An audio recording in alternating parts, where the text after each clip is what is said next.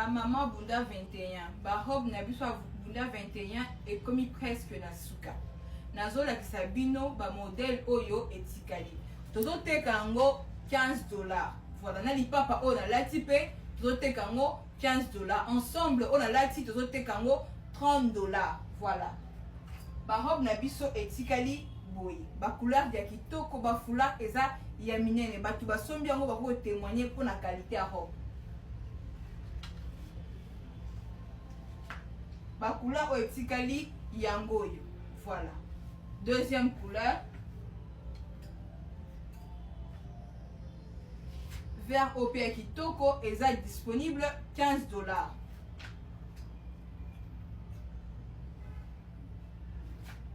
Disponible $15. Eza sumingi te ba couleur oyo kaka nde etikali. Voilà. Ba couleur ya kitoko $15.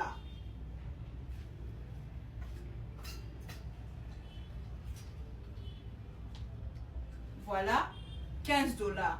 Adresse na biso toza na croisement Mouchi Kalembelembe numéro 210 na commune ya Lingwala. Référence à pédiatrie à Kalembelembe. Numéro na biso 083 41 67 456. Oui, tout ça la capé livraison.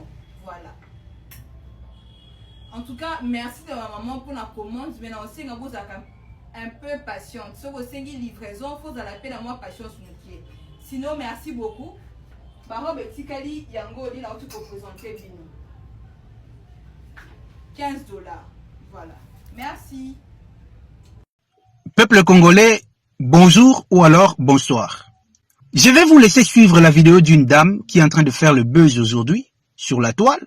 La dame est pasteur. Je vais vous laisser suivre un extrait de sa prédication et puis je vais vous revenir pour vous donner mon avis par rapport à cette prédication.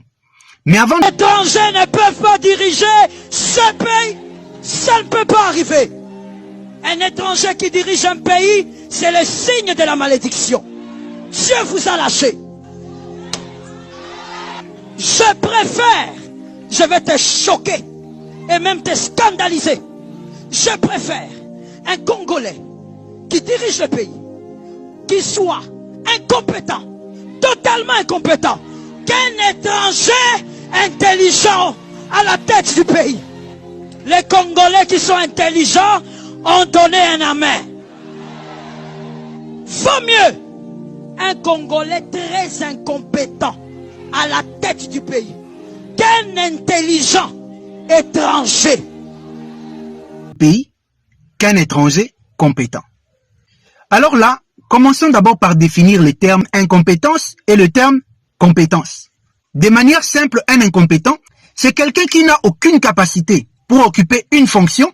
C'est quelqu'un qui est incapable, qui n'a pas d'aptitude pour porter une responsabilité et apporter des solutions ou des résultats attendus par rapport à cette fonction. C'est quelqu'un qui est inapte à une fonction ou à une responsabilité. C'est un incompétent. La compétence, par contre, c'est la capacité, ce sont les habilités que quelqu'un a pour assumer une responsabilité qui est liée à une fonction donnée et qui est capable de produire des résultats attendus. C'est cela la compétence. Donc selon l'entendement de cette dame, elle préfère quelqu'un qui ne va rien faire, quelqu'un qui est totalement incapable de gérer la République, quelqu'un qui sera incapable de trouver des solutions à nos problèmes, que quelqu'un qui peut être capable de le faire, qui, selon elle, peut être étranger. Et la femme est en train de presser sur la Bible, dans laquelle il y a l'histoire de Joseph, qui était un étranger, mais à qui les Égyptiens avaient confié la direction de l'Égypte, qui avait apporté la solution économique qui a sauvé le monde entier en Égypte. Qui était-il? Un Égyptien? Non, un étranger. Nous avons des lois et la constitution dans notre pays qui règlent cette question de la nationalité. Parce que la nationalité est une notion juridique. Elle est définie par la loi dans notre pays. Vous vous basez sur quoi pour parler de la nationalité? Et quand vous parlez des étrangers, vous pouvez nous dire de qui vous parlez? Est-ce que vous pouvez nous citer le nom d'un seul étranger qui veut être président du Congo? C'est qui? C'est qui cet étranger-là? Parce qu'à ma connaissance, tous ceux qui sont là, sur la scène politique, qui se battent au nom du Congo sont des Congolais. Est-ce que vous pouvez nous montrer le Congolais que vous avez vu, qui est en train de se battre pour devenir notre président ou pour diriger le Congo, qui est un étranger? Vous pouvez nous citer son nom. Voilà des gens, des xénophobes, des gens qui sont en train de travailler pour continuer à amplifier la crise, la division. On doit interdire à cette dame de continuer à presser. Parce qu'elle divise le peuple. Elle divise la République. La crise que nous sommes en train de vivre aujourd'hui, c'est justement à cause des histoires pareilles. C'est des discours pareils qui favorisent l'exclusion sociale. Et on la laisse libre. Pourquoi? Elle est Moulouba. Personne ne va l'inquiéter parce qu'elle est Moulouba. Et la prédication qu'elle a faite là, c'est en faveur du pouvoir justement. Et en faisant sa prédication, elle nous a révélé quelque chose d'important quand même. Elle nous a fait comprendre que Félix Tshisekedi est très incompétent. C'est ce qu'elle a dit. Et elle préfère son frère très incompétent que quelqu'un d'autre que lui qualifie d'étranger, qui pourrait être compétent et capable de conduire la République vers un salut certain. Et voilà des gens comme ça. Nous autres, nous sommes en train de nous battre pour éveiller les consciences, pour sortir le peuple de l'aliénation. Et voilà des mamans comme ça qui viennent renforcer l'aliénation du peuple, faisant la promotion de l'incompétence. Est-ce que vous-même, madame, vous êtes capable aujourd'hui, au nom de la nationalité, de donner la prédication à quelqu'un qui ne va rien foutre, quelqu'un qui va presser des inepties sur votre chair sous prétexte qu'il est congolais, au détriment d'un étranger qui peut venir dire la vérité, presser la vérité au peuple? Vous êtes capable de faire ça? Si vous n'êtes pas capable de faire ça dans votre église, pourquoi vous voulez que nous, au Congo, on accepte ça? Pourquoi? Au fait, vous êtes en train de parler de quoi? C'est-à-dire, quelqu'un qui sera là, qui ne va rien foutre, qui va nous perdre le temps, qui va perdre la République. Donc, vous l'acceptez, peu importe son incompétence, quitte à ce qu'il soit congolais, d'après vous, d'après les critères de nationalité que vous seul maîtrisez. Mais madame, Jésus-Christ que vous êtes en train de nous presser, est-il congolais? J'aimerais que madame, à partir d'aujourd'hui, vous puissiez arrêter de presser Jésus-Christ. Parce que Jésus...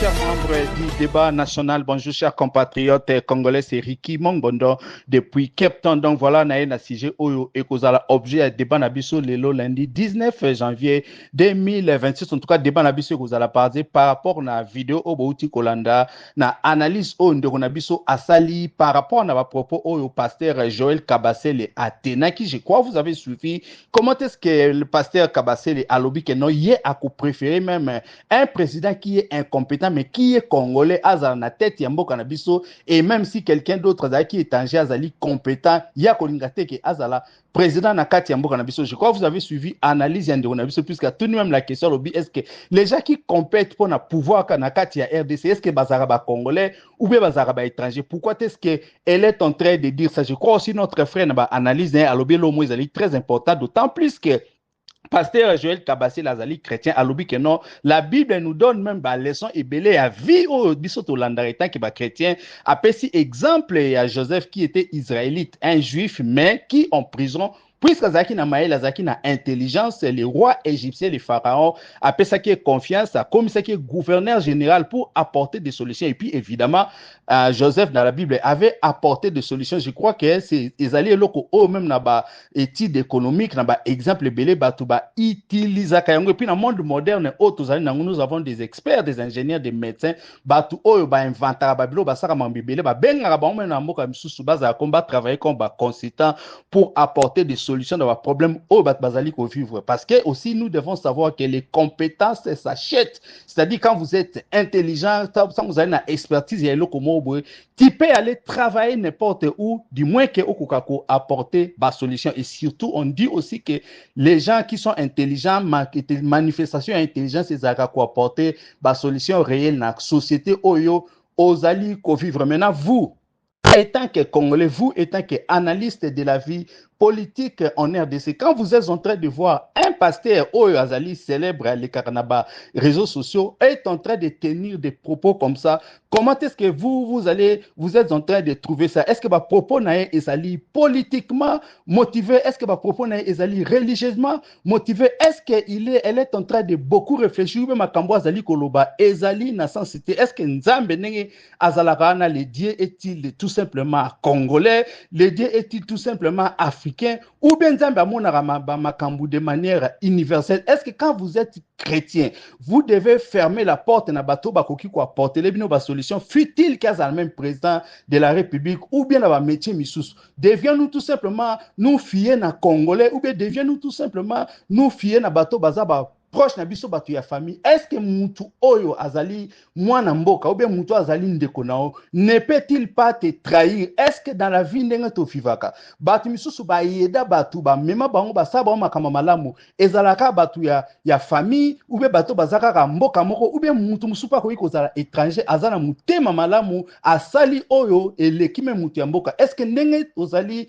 na Congo na biso faudra-t-il ba discours ya boye ekoka ko se tenir? Est-ce que makambu oyo pasteur Joël Kabasele azali koloba n'est-il pas entré ya ko tia venini venin ya xénophobie ya ko boya batu misusu? Pourquoi elle n'a pas essayé d'être plus explicite? Est-ce que makambu oyo azali koloba akokaki ko exprimer ngo ya clarté? Est-ce qu'il y a des personnes que pasteur Joël Kabasele est-elle en train de viser tant azoloba makambu ya boye? Est-ce que ba discours ya boye eko apporter la paix? Est-ce que c'est ça aussi le christianisme oyo batu bakenda ko sambela? Est-ce que to sambela nzambe po nzambe yango azala na part kaka ya batu moko ou bien le destin de la vie revient à nzambe? Dieu akoki ko matisa mutu même soko ke à l'étranger comme nous avions vu avec Joseph dans la Bible. Est-ce que yemoko pasteur Joël ne connaît-elle pas l'histoire ya Joseph dans la Bible ou bien il se dit que Makambu fait ça différemment na kati ya RDC parce que nous devons nous souvenir avec discours oh monsieur Noël Tchani ayaki nango notamment aloye que non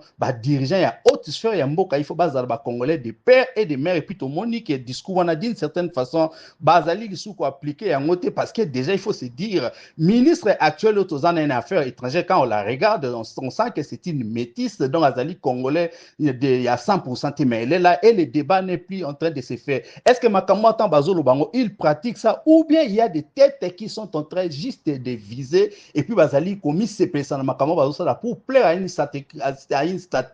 catégorie à congolais au bazali ko comprendre makambo. Donc j'espère que j'ai essayé un peu de brosser makambo. Je crois que mutu na mutu azana point de vue na koki koloba par rapport à analyse on de onabiso auti ko sala et surtout par rapport à propos au pasteur Joël Kabasele Atenaki. En tout cas si vous êtes membre du groupe WhatsApp Débat National, vous pouvez réagir directement dans les groupes, mais si vous nous écoutez sur d'autres groupes WhatsApp ou sur d'autres plateformes, vous pouvez nous envoyer vos audios et même vos vidéos au plus 27 62 072 0611. Comme nous ne cesserons de le dire, Débat National a été créé pour réunir un groupe de Congolais conscients, des Congolais qui aiment leur pays, des Congolais qui sont des patriotes, des Congolais qui ne sont pas des fanatiques des hommes politiques, mais des Congolais qui regardent les leaders dans les yeux et leur demandent des comptes. Donc voilà, si vous écoutez l'énoncé de ces débats et l'amabilité de les partager avec les amis, les membres de famille ainsi que les connaissances pour que les Congolais, partout où ils se trouvent à travers le monde, puissent donner leur point de vue et participer à débat national. Si vous voulez aussi intégrer notre groupe WhatsApp, voilà, c'est très simple. Nous vous avons donné les numéros contactés. Nous allons vous placer à l'intérieur et vous allez commencer à réagir directement. En tout cas, merci beaucoup et bonne journée à tous.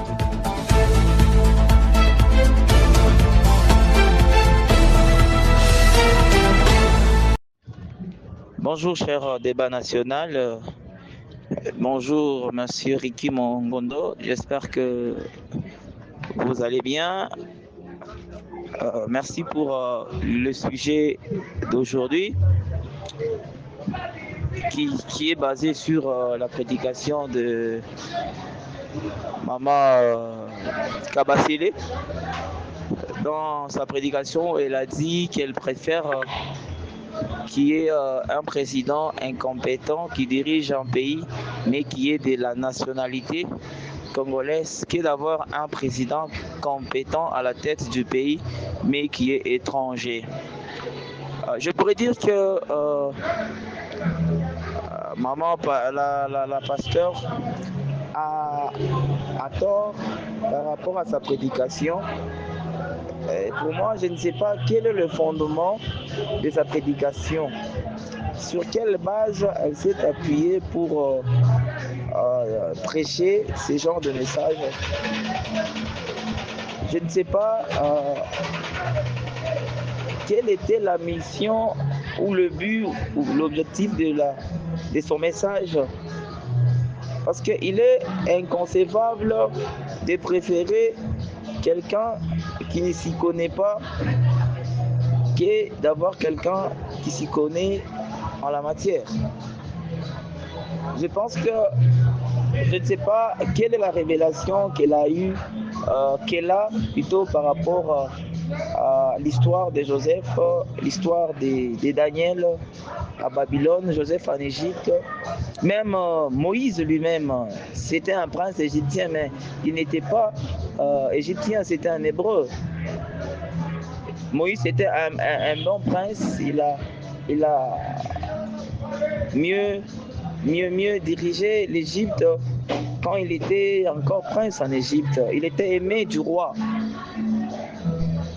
Moi, je pense que pour moi, je pense que sa prédication n'a pas de fondement, n'a pas de base solide. Ça n'édifie pas l'Église, corps du Christ. Moi, je pense que c'est peut-être il travaille pour quelqu'un, il travaille plutôt peut-être en faveur de quelqu'un, et je ne sais pas qui est c'est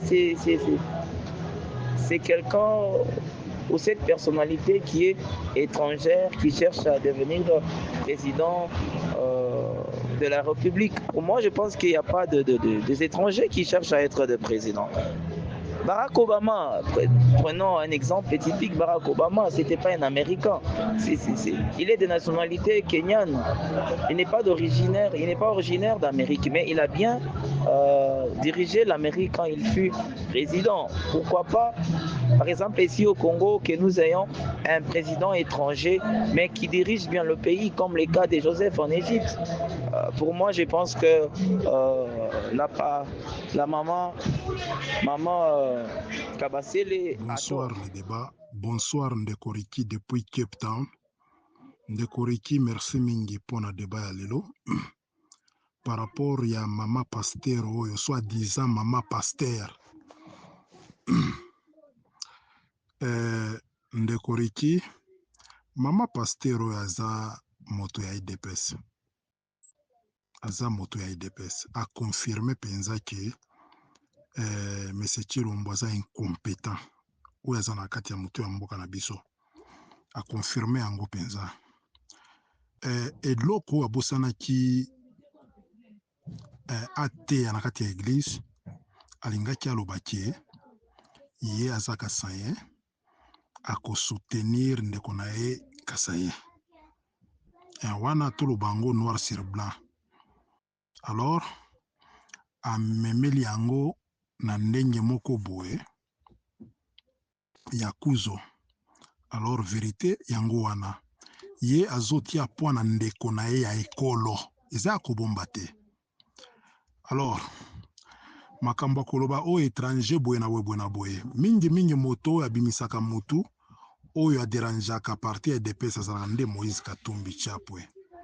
Bato ebele bayebaka te na ndenge ya Congo kuna toza na bikolo mosusu baza ba patriaka, toza na bikolo mosusu baza ba matriaka. Ya. Alors moto na moto aza libre na ye pona ko postuler. Qui est étranger? Qui est étranger d'abord? Bomoni soki bozangi maloba. Bo échoué, bo tika na bino. Bozala na courage ko yebisa Chilombo atika na ye. J'espère que église oyo mama azotea eza na mbujima ite obia na kananga te. Je suis sûr. Eza na ndeoro soit ya Kasai, soit na ebite akoki kozala na étranger. Mais mama oyo soki ya solo alingi mboka na ye obia province na ye akanga bisaka na ye akende kovanda nano na mbujima ye po tondimela ye ke na Congo makambo kona ezotambola bien.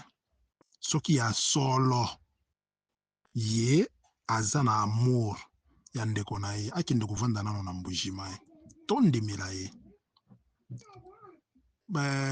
Soit disant ba pasteur oyo ya binzambi bolimbisa bandeko ba chrétien ebele na bango ce sont des tribalistes.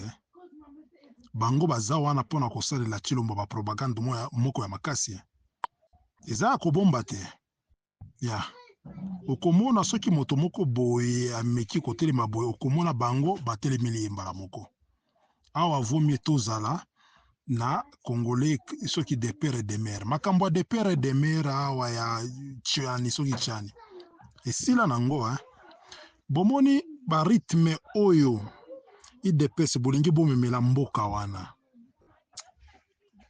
botala mingi efitira mboka wana bokotinda mboka ekende na bakondisio ya mabe bakondisio ya bagénophobie bakondisio mosusu bato mosusu bakolobaki te na minute oyo bato na bato d'abord mpona komibatela moto na moto azonga nano na province d'origine na ye ozomona mpona nini makelele eleki kaka ya biso me soki kaka ya bino oza wapi na minute wana oza na province nini eske oza na province d'origine na yo botika babiloko wana batongaka mboka na tribalisme te obie na basantima moko boya pamba te botika babiloko wana mboka wana eza ya biso nyonso mboka wana eza bien privé ya famille moko boye ou bien ya ekolo moko boye te. On est tous congolais mais chacun a chez lui ne faut pas oublier ça, chacun a chez lui, on est tous congolais mais botika babiloko na bino wana okwataka bato na ndenge moko boye akuzo kingani o étranger qui est étranger. Au contraire, ba étranger mosusu banaza na mitema malamu mpona kosalisa peuple par rapport ya ba de père et de mère eza ya kobomba te. Ndeko mosusu ndeko riki kutu opesaki exemple ya Joseph na kati ya Egypte. Yes, Joseph azalaki égyptien te mais batelaki mboka wana koleka meme ba égyptien bango moko mais mabe wapi ndeko riki pona ngai je na préféré kutu tozwa un étranger oyo aza na motema malamu oyo akokamba biso bien oyo akobatela mboka na biso bien oyo akoleisa biso peuple congolais très bien par rapport ya congolais oyo ya de père et de mère oyo azofaire souffrir biso. Tshisekedi de père et de mère abomi baprisonnier awa na prison ya Makala wana bazolobela yango te bino bokanisi ke tokobosana babiloko wana tokobosana yango te.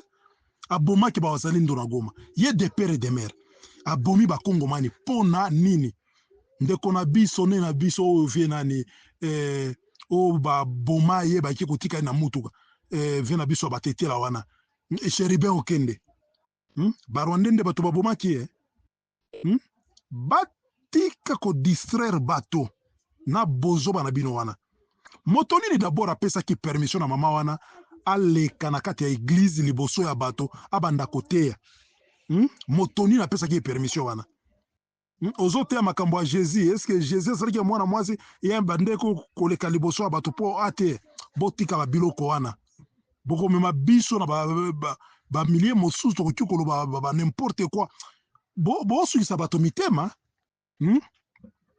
yo okanisi ke mboka wana eza bien privé na bino ou bien ça bien privé à famille Tshisekedi ou bien ça bien privé uniquement pour les Kassaïens. Non, botika biloko wana bato basi babalana basangisa bamakila basala boye bino bolingi bomema mboka wana na rythme nini.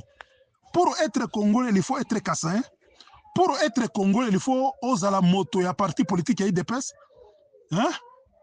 eza nini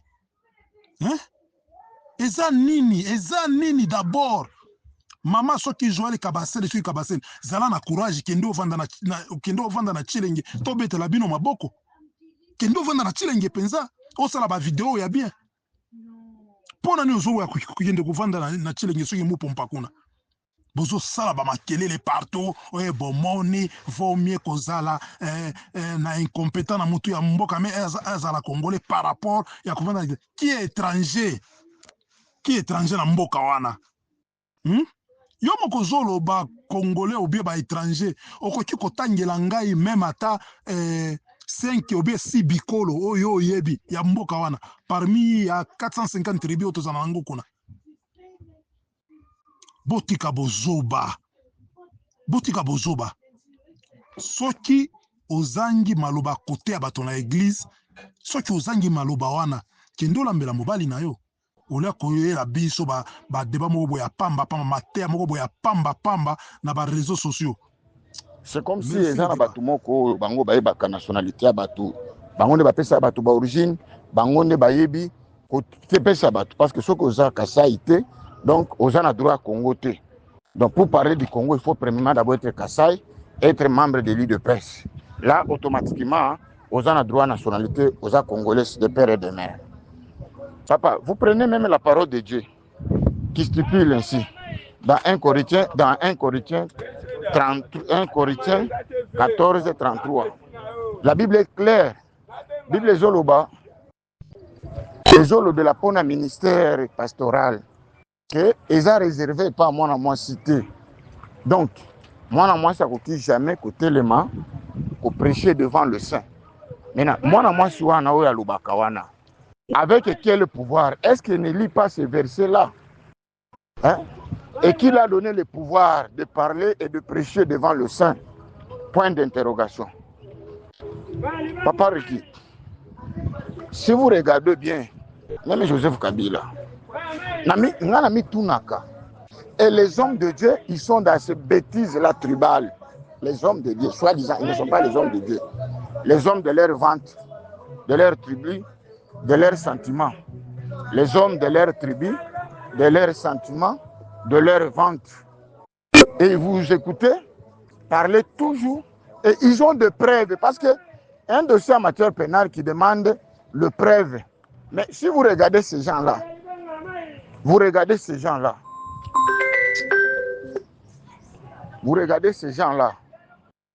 Batouana, Bapastan, Nabangoana.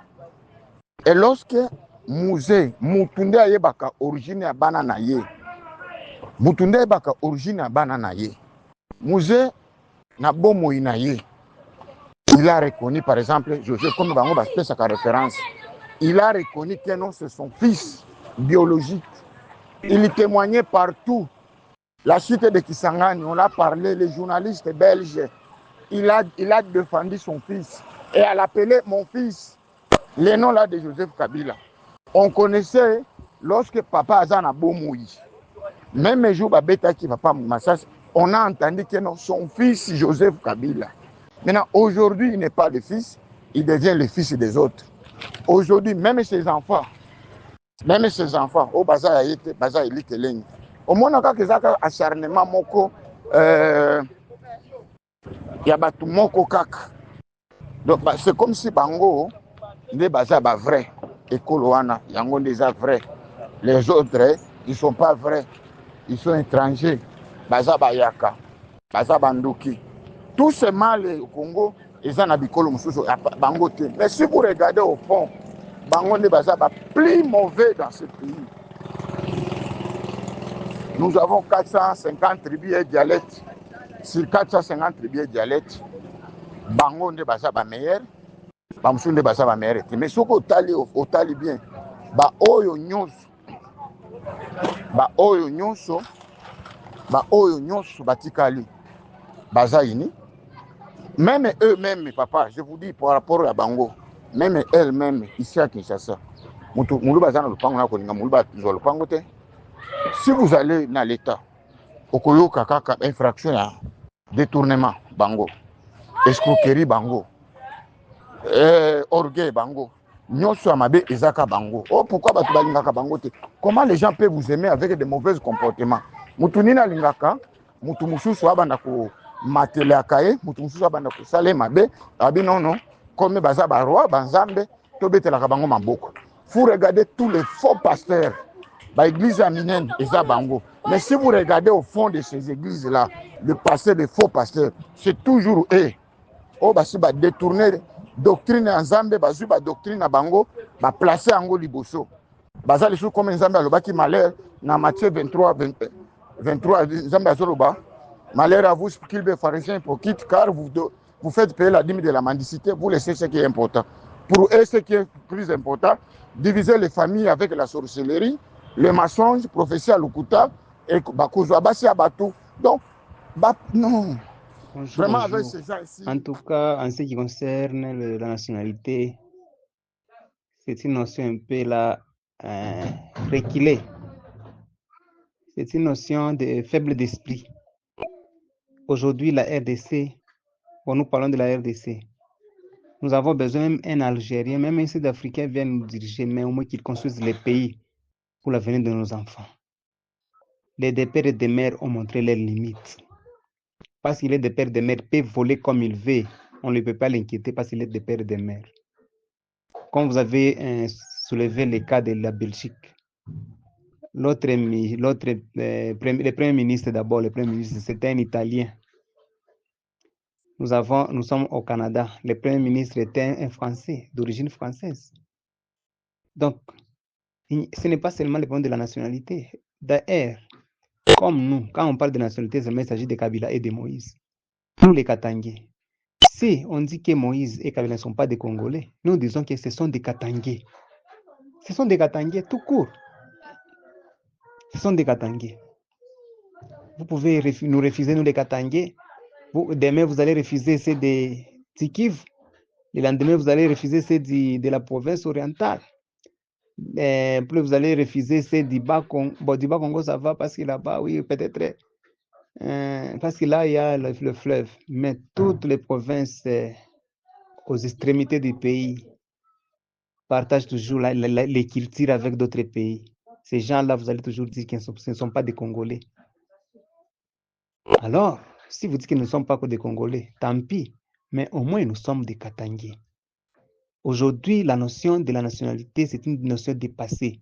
Et on ne peut pas développer les pays si à chaque fois on doit soulever Bonjour, cette question. chers membres du débat national.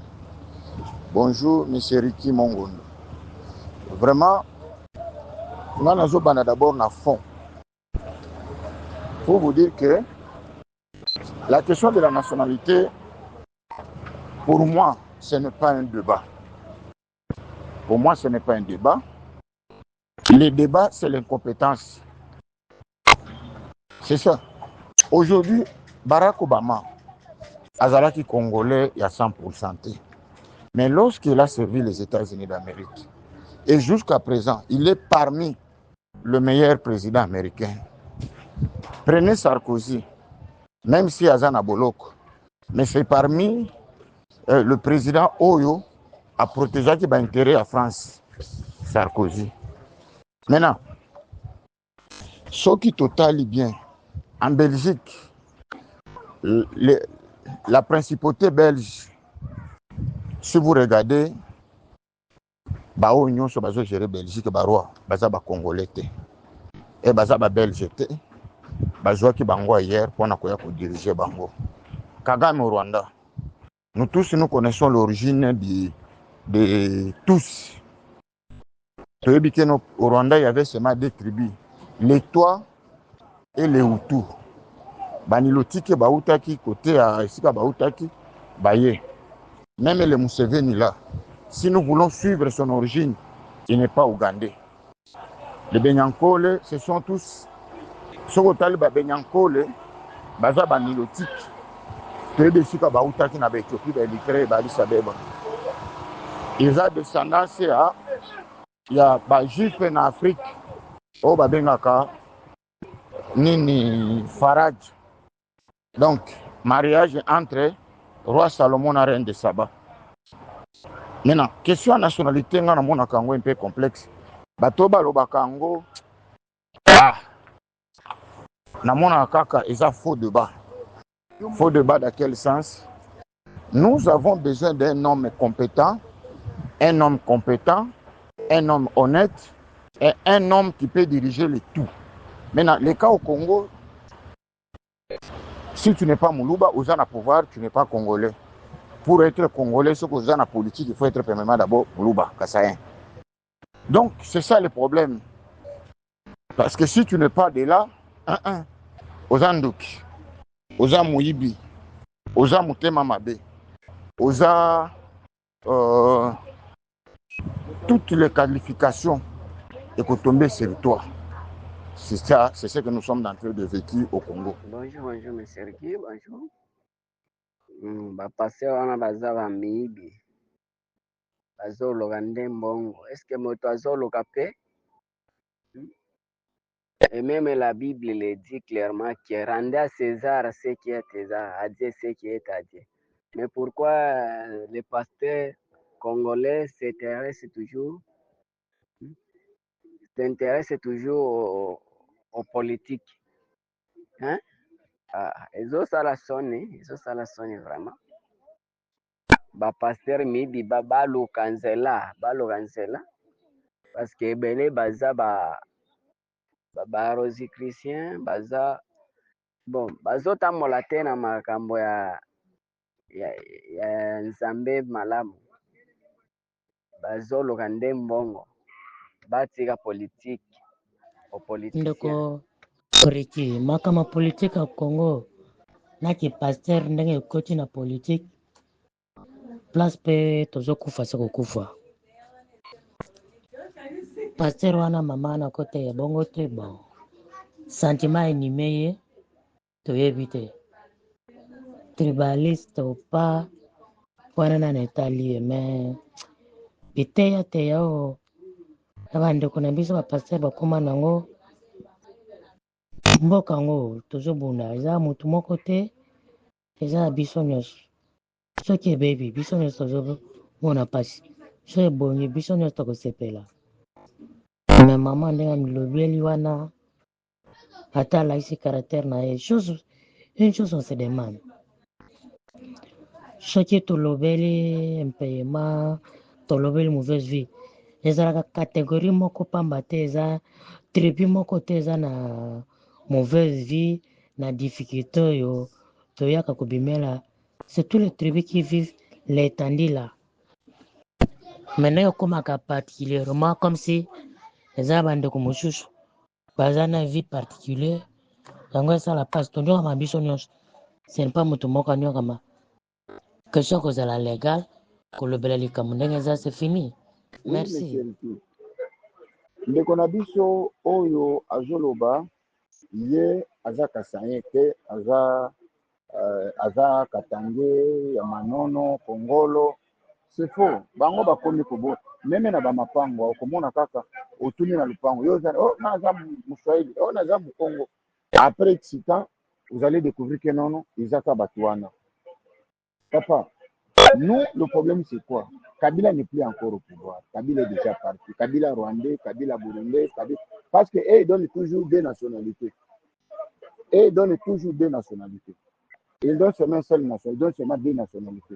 Rwandais, burundais, rwandais, tanzanien, malien, sénégalais. Donc, ils donnent toujours les deux nationalités. Est-ce que nous avons besoin de combien de nationalités? Au XXe siècle, ça va nous donner à quoi? C'est que nous avons besoin aujourd'hui des hommes capables, compétents, qui peuvent changer les données du Congo, qui peuvent donner aux Congolais à manger, à boire, l'électricité, la sécurité. C'est tout ce que nous avons besoin.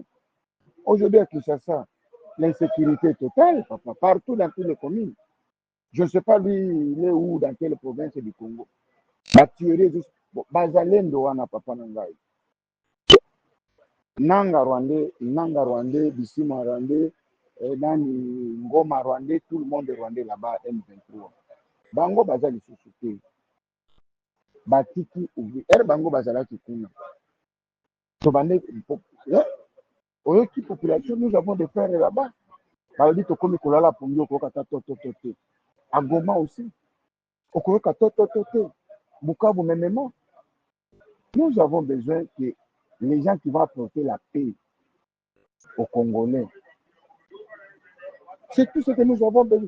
Prenez par exemple Nani Moto Bakanga qui est na Soucia à Sali 6 mois, Abimi Lokola Moutaza na Sida. Et Rwanda de Akanga qui est. Les antivaleurs ici à Kinshasa, c'est des Nango. Papa, nous avons besoin, même le président de la République, on n'est pas contre lui. Nous voulons quelqu'un qui va nous donner, qui tobo ete que nous avons position que lui a tout que ça la bonne beauté famille nous va que ça la bien fait riche mais aujourd'hui la famille na yo aujourd'hui la peuple na yo ce qui peuple les autres toujours bien tout lui bien tout là lui bien tout bana batangi ba Mais c'est que même à l'époque de Rwandais, Kabila, ce qu'ils appellent toujours les Kabila rwandais. À l'époque de Rwandais, Minerval, dans l'école primaire et secondaire, ils allaient qui cherchent même comme le lot. Mais université, pendant la 2000 jusqu'à 2015, Minerval l'université, ça qui $190. $190. Ce qui m'a trouvé dans le récit, na tia yango na nini. $190 dans l'université nous sur l'état. Les gens dans l'université Minerval et ça moins de $400 hein papa. Bon, il y a eu ça biso, batouana, oyo batozoloba, transport, obano zala, mais c'est dit les gens qui sont le que sont comme biso le transport exact. On te trompe pas papa. Quand les gens qui sont aux 2000 francs, au temps presque qui ça mobimba. Mais Lelo, distance kaka, la commune Mibale, on te demande 2000 francs, 3000 francs. Kishasa lelo soko lingo bima, ozana ngalie mo kene na limité. Si tu n'as pas $10 là-bas, ozana $10 na maboko ya transporter okotambola te ko circuler te. Nde dit on a toujours sengango. Ozana besoin ya koyeba eloko ya malamu oyo soki tomoni lelo makambo ya malamu tobeti maboko. Mais tribalisme bato ya numéro 1 ya tribalisme eza bakasai. Nde ba numéro 1 ya tribalisme. Bato oyo bayebaka ba nationalité ya bato eza bango. Oh, tous un sentiment aux étrangers. Qui est étranger par rapport à qui? Je demande au monsieur là où il y a le baki, où il y a Zaka Tandia Zamouroubake, vous le posez la question. Alors, bango de bazana pouvoir. Bala qui s'abisso famille biologique ya Kabila. Batangi la biso bango. Bazana ba service de renseignement ya nini yo. Batangi s'abisso famille ya biologique ya Kabila na mama na ye. Oh abomaki mama na ye. Abomaki mama na ye, abomi mama na ye, abomi famille sa mama na ye, abomi famille sa papa na ye. Batu ya lukuta monene. Maintenant, na tuni batu ya IDPS, bo baloba Kabila Rwandais. Est-ce que Mosé Laurent Désiré Kabila, il parle de mon fils?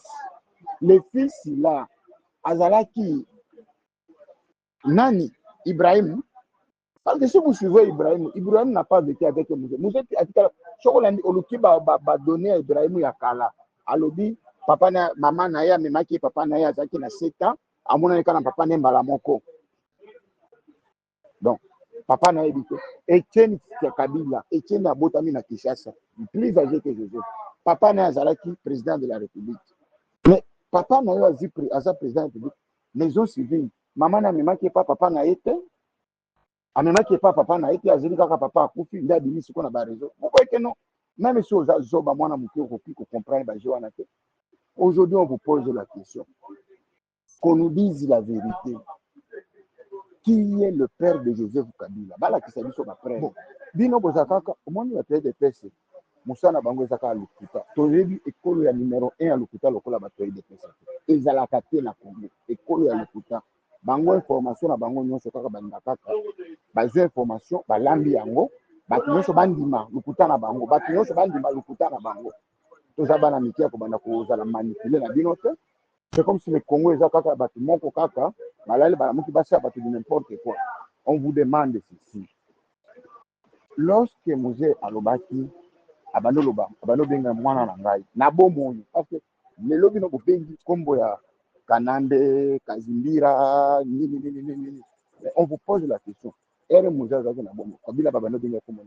Kazimbira, Kanande, c'est le mensonge. Hein? Laissez Yakubanda Kouzwa 449 tribus na lukuta na bino chaque jour batu babanda kodimela bino. Boye bisangai ere Mosé bazaki na bomo. Kombo ni babanda benga Joseph Kabila. Babanda benga kombo ni. Témoignage ya nani yango ikasani. Azo témoigner Kabila zesu na pouvoir te. Après ça ba témoignage na le bino ere akutanaki na Joseph Kabila. Alini makambo ya bote. Mutu nyonso za na parcours ya vie na ye. Bote bino baka bote c'est quoi d'abord? Bote ezalaki système ya basoda ya RCD ya AFDEL ba bande otambola nango pona ko publier ba botine na côté ya ba mai kilo de balata ka bote eza injire te c'est le pas dit que non comme alata ki bote moto akosupporte rébellion papa na azalaki mokonzi ya rébellion mwana azangi moye aye na Kinshasa na bote era bande kozwa baprovince nyonso kuna depuis Goma Nord Kivu Sud Kivu province orientale Manyema Kasai tia akoma na Katanga kina Kinshasa eloko bande bata simplicité le monsieur est toujours simple mais bango bazalaka kaka koshaka oh bote ezali kaka manque ya moyen azangi nde moyen nde bande bata bote. Pourquoi les gens sont toujours là pour dire les mensonges, lokola balobaka epa bana mikio baza na raisonnement te bato bazaka na raisonnement batika yango na nzete ou bien bato baza na raisonnement ya koleka meme bango otika koénerve bato lelo makambo ezomarche te makambo ezo bato mais Seriki, on n'a jamais fêté Noël na Kinshasa lokola ne oyo te preuve demandez à tout le monde preuve ya liboso ezalaka bana babetaka babiloko babenga mama bapetare wana to ane oyo petale ebetaki kaka jour kaka je pense jour et puis ya compter mais baneige la petale ebetaka depuis ebandaka depuis novembre décembre ere moko ti février bana bazobeta popo elelaka lisusu te tout ça ça montre eza signe ya liboso ya komona ke non y a pas les fonctionnaires ont fêté 2 mois bamosusu 2 mois bamosusu 3 mois bamosusu 4 mois oyo salaire eza te. Il y a d'autres fonctionnaires qui ont déjà fait 10 ans, 20 ans, qui ont des numéros matricules. Qui ont la fonction publique, qui ont enregistré, qui ont la carte biométrique. Qui ont 7 ans, 6 ans, 6 à 5 ans. Qui ont un salaire était primé. D'ailleurs, il a proposé qu'il y ait des plusieurs fois. Si tu peux faire le mission, tu dois aider les pauvres Congolais, les fonctionnaires congolais qui travaillent des années. Mon comme il est en retraite. Azana matriqué biloko nyonso azwaka te mais lelo bakomi kosala bato na bango bapesi matriqué lelo de jour salaire. Ndeko Riki, j'ai essayé un peu de koyoka pardon audio ya ndeko na ngai. Je pense que biloko mosusu tozalaka trop émotionnel te. Et biloko mosusu to généralisaka yango te. Je sais que la Bible a beaucoup dit. Et Bible peut, kaka na Bible wana, ça peut se contredire. Nga nazo yebisa yo boy, contexte o madame wana, pasteur wana, Joël, alobi, et dans le contexte o tozana ngo sika. Selon mon entendement, ndenge toza sikoyo toyebi ke mboka na biso ce sont des étrangers qui nous font la guerre. Ba étrangers bazo sala biso guerre pourquoi? Parce que na naïveté na biso na compétence na biso nde basali en sorte que batia ba étranger na kati ya mboka na biso. Les preuves sont là. Kabila, Joseph, c'est un étranger. Là, on ne peut pas nier. Quand il est venu à Yakindengeni, na ba pote talaka moment où yazwa ki pouvoir, tant où yazwa ki pouvoir, ndenga zalaki. Le jour où Kabila a été à la tête de ces pays, azalaki ndengeni. Est-ce que dans un pays sérieux, Kabila peut devenir président de la République? C'est pas lui, Michel. N'a pas Bill Clinton. Balobit non, toti a mutoyo, y a un vaurien, toti a pour que tu manipules. Comme il est étranger, toti a to bimsaï kaka mwana Joseph Laurent Désiré Kabila. Et comme Laurent Désiré Kabila, il vivait dans son inconscience et dans son idiotie, aïe bisoye. Maintenant, les conséquences sont incalculables. On moni comment Barouberou abaye, Babizi Makarabaye, tout le monde au Congo, tu peux entrer comme tu veux et tu sors comme tu veux. Lelo Koya, au Kotika da Congo, aux 8 cartes, tu te déclares congolais. C'est comme ça qu'on est en train de vivre. Na contexte wana, c'est comme ça qu'on est en train de vivre actuellement. Ba étranger ba yé, ba koti na mboka, bazo sala ndenge balingi. Et voyez comment Joseph Kabila, les conséquences sont incalculables. C'est lui qui dirige le pays jusqu'à nos jours. Toutes les banques du Congo, c'est lui qui en possède. Toutes les entreprises du Congo, c'est Joseph. Ba secteur nyonso armée Joseph Wami Amine et yebani yango to ça la distraction te. C'est Joseph des connivence avec Rwanda. Et Toyebi passé à même Honoré Ngwanda a dit, a parlé de Joseph Kabila. Même les Européens et même ils ont parlé de Joseph qui n'est pas congolais. Mais Kakabiso, comme nous sommes des idiots, on est en train de se contredire. Oh, Joseph, moi, Nanine. Les Européens et même le grand politicien européen, ils ont dit, ils ont commenté, ils ont dit, ils ont fait des déclarations. Joseph n'est pas congolais. Il est venu, c'est Rwandais qu'on a pris, tout ça de soi pareil. Toye biango. Contexte où moi si on a lobby yango wana, mais namboko est sérieux aux États-Unis. Ndenge toka ka histoire, si je ne me trompe pas, histoire des États-Unis, ça a commencé, ce sont pays indiens, tout ça, il y a migration, juifs, ils ont dirigé. Et il y avait des normes. Actuellement, Obama, d'origine africaine, mais pour diriger Obama, il y a dirigé les États-Unis, il y a des principes, il y a des normes sacro-saintes que tout étranger qui veut devenir américain, il faut respecter. Ce qu'on respecte, tu ne peux pas. Au coquille accéder à pouvoir. Au coquille commater. Et notre constitution actuelle a été établie, rédigée en fonction que les Tutsis, surtout les Tutsis, deviennent des Congolais. Là, c'est clair. Il faut être intellectuel pour que Oyeba Makambo wana. Et Namboka, nous sommes des Africains. Tozaba Congolais. Il est anormal que mwana na yo ata zoba a hérité biloko na yo te. Ata zoba ata tangaka soy.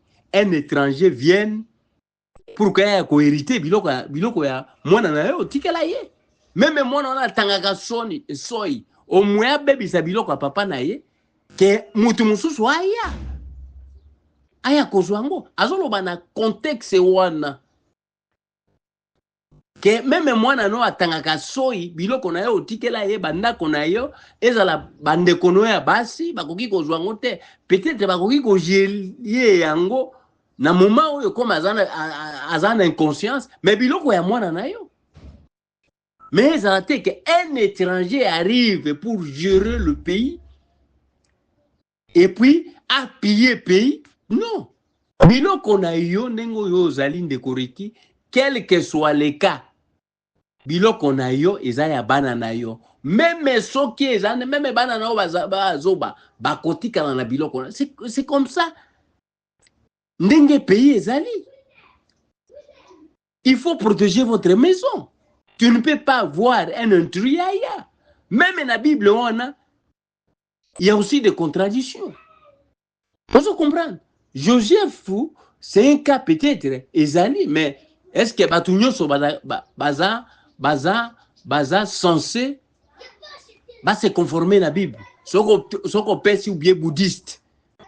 C'est là qu'on a Kondimango? Non, à Kondimango,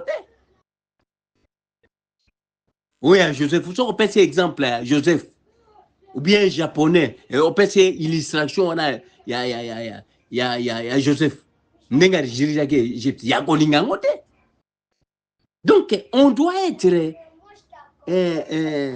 sérieux na ba interprétation soki moninga lobi likambo bolo bate ou bien lobi na haine tout ça non. C'est une femme congolaise, une femme qui a étudié, une femme qui prêche la parole, mais à un contexte à tirer le Coran. Mais ici, maintenant, nous vivons incompétence, il y a Tshisekedi. Nous vivons. C'est notre frère. Il fait les compétences. Azo prouvé en gros. Mais on ne peut pas dire que, parce que Tshisekedi est incompétent, Tobenga Roubé Roya au diriger Mboka Nabiso. Ataza Mayelango. Tobenga Bizima Karaya au diriger Mboka Ataza Mayelango. Non, on ne peut pas accepter. C'est inacceptable. Les habitants comme Soussou, Oyo, dans les réseaux sociaux, les gens utilisent pour que bayebi tendance na bango. Il y a des gens qui ont des tendances. Imaginez-vous na Congo. Comment le même Tala, si les gens qui prétendent Joseph est intelligent, oh Joseph a sali bien tout ça. Joseph Kabila, qu'est-ce qu'il a fait? Regardez comment Joseph Kabila na Tshisekedi bazaba tundenge moko. Regardez comment Joseph Kabila, ici au Congo, nous avons plein d'universitaires. Bon, il y a différence entre quelqu'un qui est instruit et quelqu'un qui est intelligent. Au Congo, la plupart, c'est que j'ai toujours remarqué qu'au Congo, nous avons des gens qui ont été instruits, qui ont des diplômes par-ci, par-là. Mais on n'a pas d'intellectuels. Parce que si on avait d'intellectuels, regardez Joseph ce qu'il a fait. Kabila, ce qu'il a fait. Atali na Congo, moto ya pesi pouvoir pour manipuler, il y a une incompétence, c'était Tshisekedi. Oh, Tshisekedi n'a aucun diplôme. Il n'a aucun parcours professionnel. Peut-être Joseph Fadaki taxi, il gérait une entreprise, il a taxi, ce qui na Tanzanie, ouais, bandaki on même des femmes.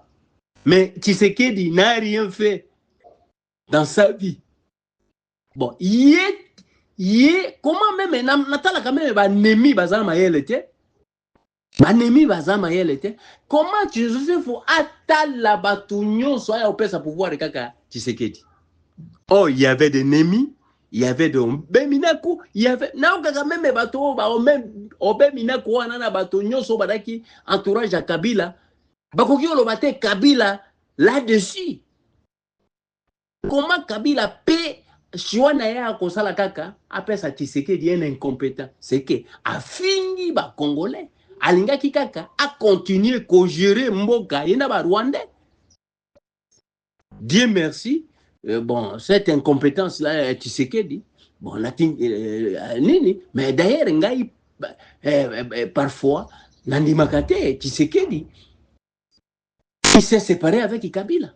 Parce que Bazo Bami Bale Basala Kaka, il copain moko. Et regardez comment Kabila est en train de sillonner dans tout le pays. N'a passeport, azo sillonné comment? Mikana Nengenini, n'a habité. Akei peyo alongwe akei peya azwaka nani passeport ango na eza ndengeni we tonda kate. Est-ce qu'il est en train de sionner en tant que Congolais on n'arrive pas à comprendre. Mais Tshisekedi il est au pouvoir. Il ne fait aucune action parce que Kabila a été condamné ici. Acte action mon côté. Oh tozo monake to sala boy pour Kabila to condamna qui rien. Justice n'a pas dans la silence.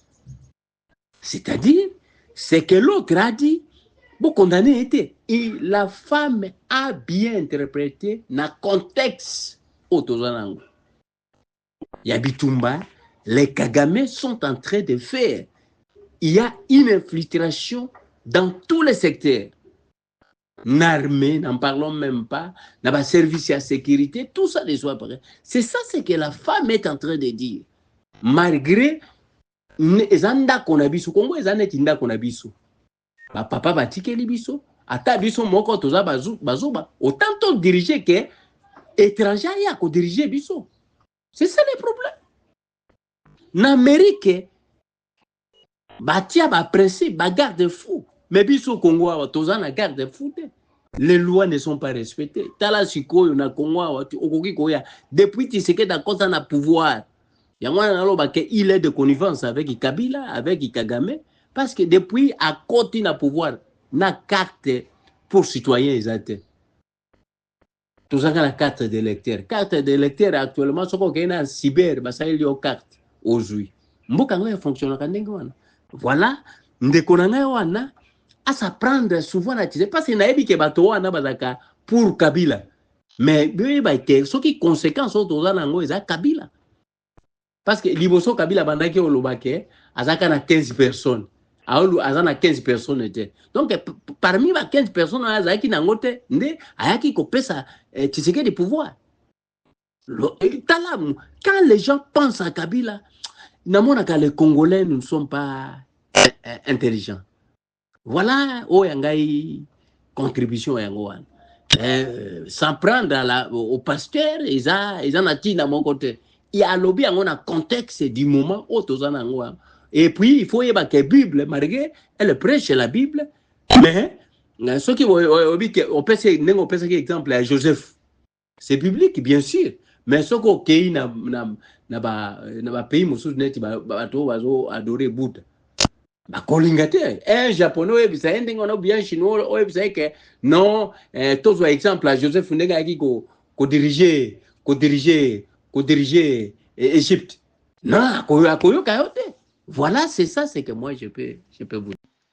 Débat na biso ya lelo esili en tout cas merci na bino nyonso ndenge bolanda ki biso merci surtout na batu nyonso surtout oyo ba participer ki batu nyonso surtout oyo batinda ki ba audio na bango pona esa la débat national c'est un espace auto exerçaka démocratie na biso vous étant que Congolais si vous voulez aussi participer à débat national, c'est très simple si vous avez WhatsApp. Notre numéro est en train de s'afficher là-bas, c'est le plus 27 62 072 0611. Donc faites seulement votre audio ou vous faites votre vidéo, vous nous envoyez sur WhatsApp, nous allons mettre ça ici. Si vous avez aussi des analyses concernant l'actualité de la RDC, envoyez-nous aussi votre audio ou votre vidéo, nous allons mettre ça ici sur notre site internet www.annoncecongotv.com. Nous allons aussi mettre ça sur YouTube, sur notre chaîne YouTube Annonce Congo TV. En tout cas, si vous n'êtes pas encore abonné à notre chaîne, comme vous êtes en train de nous écouter, en tout cas, veuillez vous abonner puisque nous voulons que la communauté des Congolais conscients puisse grandir. Donc, tolingi communauté na biso batu o bazali ko comprendre batu o ba fungola misu et ko grandir. Donc, en tout cas, likez vidéo oyo, commentez yango. Abonnez-vous. Nous avons besoin de ça. C'est l'unique moyen que vous pouvez nous aider. Si aussi vous êtes dans les affaires, olingi oluka espace pour na okoka kozala na visibilité à ma business. Donc voilà notre site internet. Et là, je crois, contenu autozali côté la bino ezali déjà na site internet. Donc si vous voulez suivre l'actualité en vidéo, en courte vidéo, allez aussi visiter notre site internet. Nous avons été ravis d'entrer dans vos maisons, na ba téléphone na bino, na ba TV na bino et surtout na ba laptop na bino. Donc voilà, Soki Likamusus ezali toko organiser toujours débat et nous serons toujours là pour nakoya ko organiser ba débat pour nabino. En tout cas, merci beaucoup et à la prochaine. Ba maman Bunda 21, ba robe na biso Bunda 21 et comme presque na suka. Nazo la kisabino ba modèle oyo etikali. Tozo tekango $15. Voilà, na li papa o na latipe, tozo tekango $15. Ensemble on a lati tozo tekango $30. Voilà. Ba robe na biso etikali boy. Ba couleur ya kitoko ba foulard eza ya minene. Ba tu ba sombi yango ba ko témoigner pour la qualité ya robe. Ba couleur etikali yango yo. Voilà. Deuxième couleur. Vert OP kitoko eza disponible $15.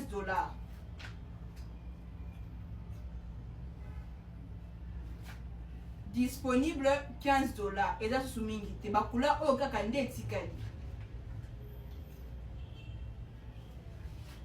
Voilà. Ma couleur ya kitoko, 15 $.